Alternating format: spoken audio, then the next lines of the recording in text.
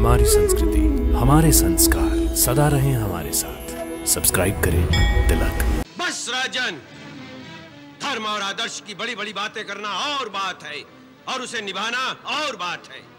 तुम्हारे पूर्वजों ने अपने वचन को निभाने के लिए क्या कुछ नहीं किया, और एक तुम हो, अपने पूर्वजों की कीर्ति पर कलंक लगा रहे हो।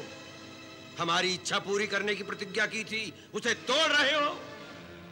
ठीक है राजन, हम जिस तरह आए थे उसी तरह चले जाएंगे।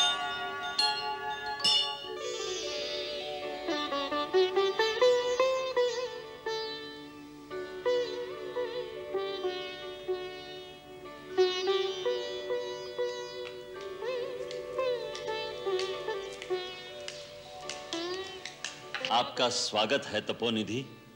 सुस्वागतम, सुस्वागतम मुनिश्रेष्ठ। आपकी चरण धूलि से अयोध्या नगरी धन्य हो गई है।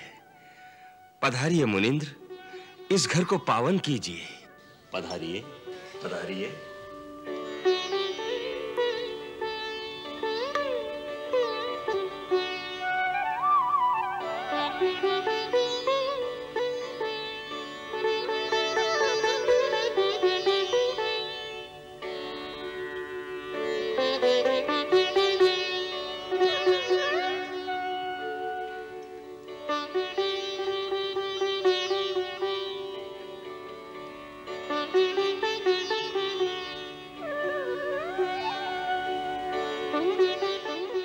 सूर्यवंश के राजा दशरथ, तुम्हारे साम्राज्य में सर्व कुशल मंगल तो है ना? जहां आप जैसी पुण्य विभूति के चरण कमल आ जाएं, वहां सब मंगल ही मंगल है। आपके आगमन से मेरा घर तीर्थ हो गया, मेरा जीवन धन्य हो गया।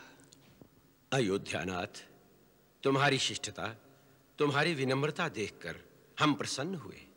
हमें विश्वास हो गया है कि तुम्हारे राज्य में ऋषि मुनियों के धर्म और सत्कर्म निर्विघ्न पूरे होंगे।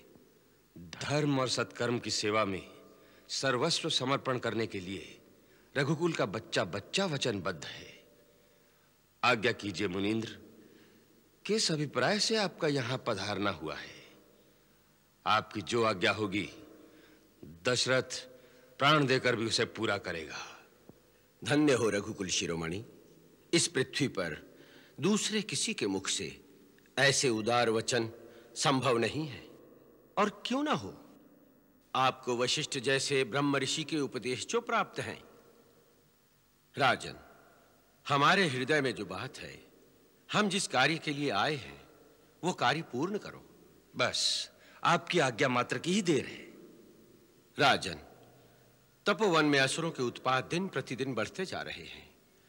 हमारे यज्ञ, हमारी आध्यात्मिक साधना, ज्ञान विज्ञान के प्रयोग पूरे नहीं हो पा रहे। आर्य भूमि में ऐसा दुष्कर्म, दुस्साहस करने वाले लोग कौन हैं? लंका के राजा रावण के गुप्तचर सुबाहु, ताड़का का पुत्र मारीच अपनी मायावी शक्ति से हमारा कोई कार्य, हमारा कोई पवित्र अनुष्ठान पूरा नहीं होने देते, और अपनी मायावी शक्ति से जन कल्याण के कार्यों में भी विघ्न डालते हैं। ऋषिराज, तपस्वी ऋषि मुनियों की सहायता हमारा धर्म है। अवध की सारी सेना आपकी सेवा में तैनात कर दी जाएगी।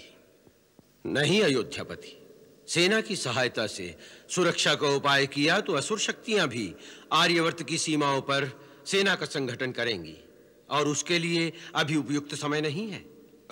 तो हम किस प्रकार आपकी सहायता कर सकते हैं? हम तुमसे तुम्हारे राम को मांगने आए हैं। हमें केवल राम दे दो, हमारी रक्षा का उपाय हो जाएगा। राम? नहीं नहीं, वो नन्हा सा बालक आपके कार्य को कैसे सिद्ध कर सकेगा? आप मुझे आज्ञा दीजिए। अपनी पराक्रमी सेना के साथ मैं स्वयं सबसे आगे रहकर आपके यज्ञ की रक्षा करूंगा। जब तक शरीर में प्राण रहेंगे, तब तक आपके अनुष्ठान पर आंच नहीं आने दूंगा। राम तो अभी बालक है, युद्ध के दांव पेच का अनुभव नहीं, शत्रु के बलाबल, असुरों के छल कपट को नहीं जानता। मैं अपने राम को आपके साथ कैसे भेज दूं? ये नहीं हो सकता। बस राजन, धर्म और आदर्श की बड़ी बड़ी बातें करना और बात है, और उसे निभाना और बात है। तुम्हारे पूर्वजों ने अपने वचन को निभाने के लिए क्या कुछ नहीं किया। महाराज शिव ने एक कबूतर के लिए अपने शरीर की बोटी बोटी कटवा दी। महाराजा हरिश्चंद्र ने अपना वचन निभाने के लिए अपने पुत्र और अपनी पत्नी को बेच दिया, और एक तुम हो, अपने पूर्वजों की कीर्ति पर कलंक लगा रहे हो। हमारी इच्छा पूरी करने की प्रतिज्ञा की थी, उसे तोड़ रहे हो। ठीक है राजन, हम जिस तरह आए थे उसी तरह चले जाएंगे। क्रोध न कीजिए मुनिवर, आप मेरे पूज्य देवता समान हैं, मुझ पर अनुग्रह कीजिए। रावण का वेग तो देव, दानव, गंधर्व, किन्नर और नाग भी नहीं सह सकते। मेरा नन्हा राम उस रावण से अकेले कैसे टक्कर ले सकेगा? मेरे पुत्र पर दया कीजिए, मेरे पुत्र पर दया कीजिए। महर्षि वशिष्ठ, महाराज दशरथ की नजर अभी तक राम के दिव्य तेज को नहीं पहचान सकी, परंतु आप तो जानते हैं, आप ही इन्हें समझाइए। ब्रह्मर्षि विश्वामित्र ठीक कह रहे हैं राजन। राम युग और इतिहास की धाराओं को मोड़ने आए हैं। वो स्वयं मंगल भवन अमंगलहारी हैं। समय और काल बीत जाएंगे, युग बदल जाएंगे, वशिष्ठ और विश्वामित्र पुस्तकों के पन्नों में लिखे रह जाएंगे, पर राम का नाम धर्म और संस्कृति की पहचान बनकर अमर अविनाशी बना रहेगा। परंतु गुरुदेव। नहीं राजन, तुम नहीं जानते। विश्वामित्र तो तुम्हारे पुत्र के कल्याण के लिए ही उसे लेने आए हैं। अन्यथा महर्षि विश्वामित्र स्वयं सुबाहु, मारीच आदि असुरों का नाश करने में समर्थ हैं, परंतु ये सारा गौरव राम को देना चाहते हैं। राजन, शंका मत करो, राम को इनके चरणों में समर्पित कर दो, इसी में सबका कल्याण है। संभव है इसी में सबका कल्याण हो। आप गुरुजनों की आज्ञा शिरोधार्य करता हूं। सुमंत्र। महाराज। राम को भेजने की तैयारी करो। जो आज्ञा।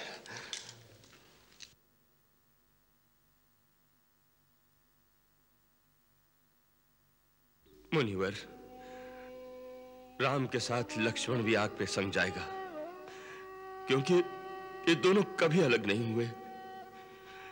राम, लक्ष्मण मेरी दो आंखें, मेरे प्राण हैं। आज मैं इनको आपके हवाले करता हूं।